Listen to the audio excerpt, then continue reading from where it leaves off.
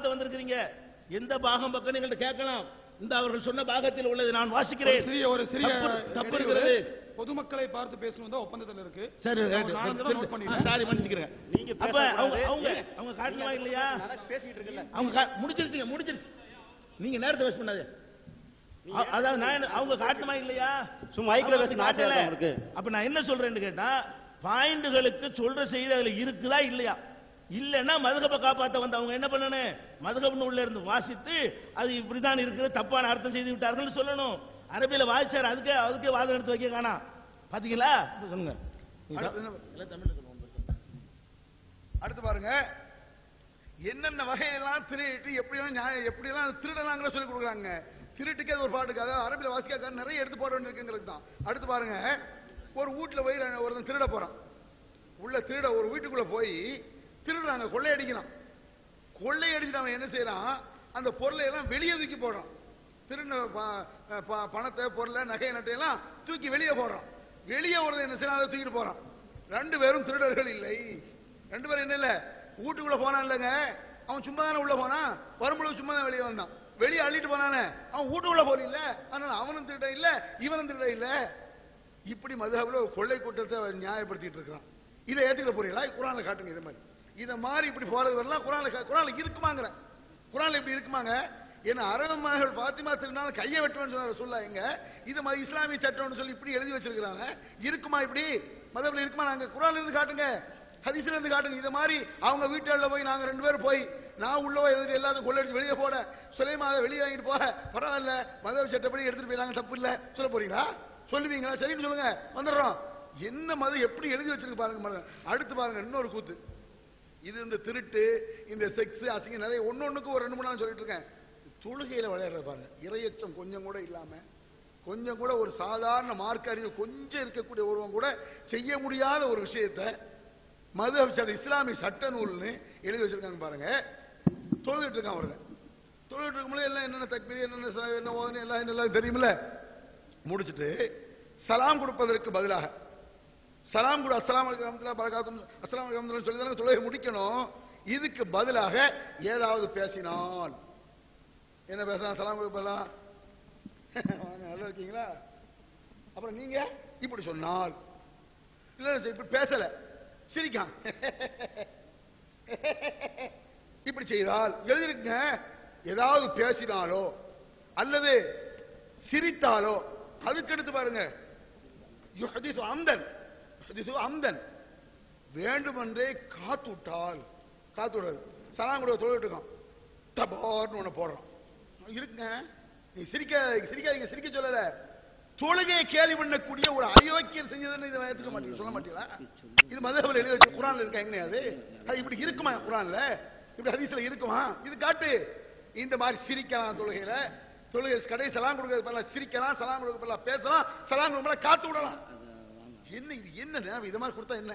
அடல் சூழ்நிலையில இருந்து, கொள்ளை கூட்டத்தில இருந்து, நாட்டம் பிடிச்சதுல இருந்து இஸ்லாம் என்ற பேர்ல மதஹப்ல எழுதி இருக்கு. இதுக்கும் குர்ஆன் சம்பந்தம் இருக்குமா? ஹதீஸ் சம்பந்தம் இருக்குமா?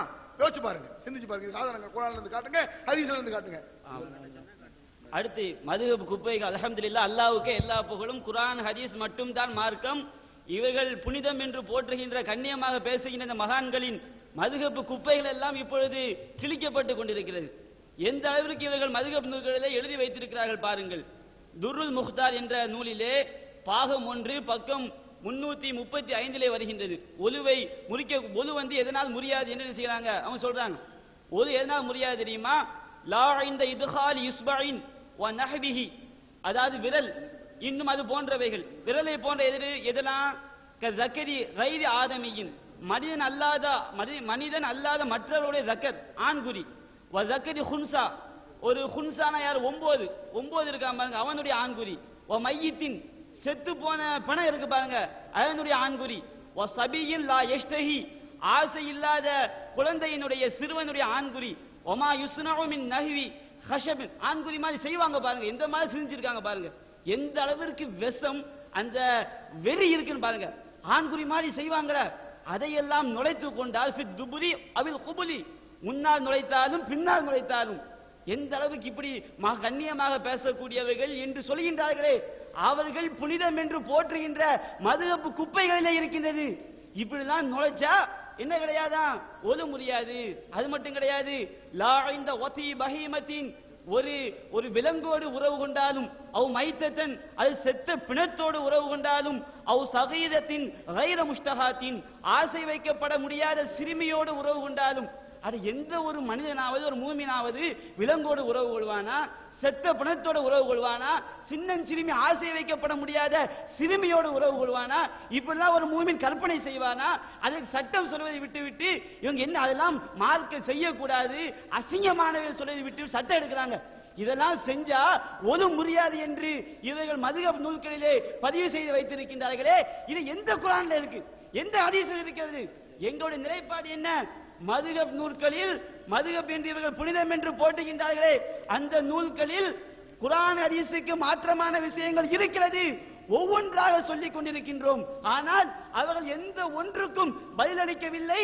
அவர்கள் எடுத்து வைத்த ஒவ்வொரு வாதத்திற்கும் நாங்கள் இன்ஷா அல்லாஹ் முழுமையாக பதிலளிக்காமல் இந்த மன்றத்தை கலைக்க மாட்டோம். அனைத்திற்கும் பதிலளிக்க. அன்பிற்குரியவர்களே, மொத்தம் 35 கேள்விகள் கேட்கப்பட்டது. ஒரு கேள்விக்கும் பதில் அளிக்கப்படவில்லை என்பதை நீங்கள் அறிவீர்கள். அதற்கடுத்து இன்னொன்னு, உடலுறவு கொள்ளக்கூடாத நாட்கள். இது இயானத்து தாலிபீன்ல 3வது பாகத்துல 432வது பக்கத்துல வருகிறது. யுக்ரஹுல் ஜிமாஉ ஃபில் லைலத்தில் ஊலா மின ஷஹ்ரி வல் அஹீரத்தி மின்ஹு வல் லைலத்தின் நிஸ்ஃபி மின்ஹு. மாதத்தின் முதல் நாளும் மாதத்தின் கடைசி நாளும் மாதத்தின் நடுவில், அதாவது 15வது நாள், இந்த இரவிலே உடலுறவு கொள்ளக்கூடாது.